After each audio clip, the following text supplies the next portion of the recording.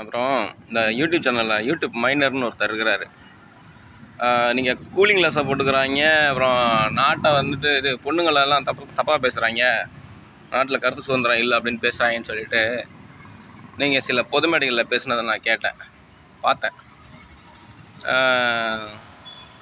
யார் cooling glass போட்டுக்கிட்டு பொண்ணுங்களை தப்பாக பேசுகிறாங்க அப்படின்னு கொஞ்சம் சொன்னீங்கன்னா நல்லாயிருக்கும். ஏன்னா பிரித்து பேசுனீங்க, நான் சேர்த்து சொல்கிறேன் அவ்வளோதான். சிவாஜி கிருஷ்ணமூர்த்தி எத்தனை இடங்களில் பேசியிருக்காரு, அதை பற்றி நீங்கள் ஒரு வாரத்தை கூட பேசலை. அப்புறம் இந்த கூலிங் கிளாஸ் இருக்குல்ல, நான் போட்டிருக்கேன்ல, என்னோடய பேர் பிரபாகரன் பேரை சொல்லுங்கள். நீங்கள் மாற்றி நீங்கள் ஜாட மலையெல்லாம் பேச வேண்டாம். பேசணுன்னா நேராக பேசுங்க. இது என்னுடைய கூலிங் கிளாஸு.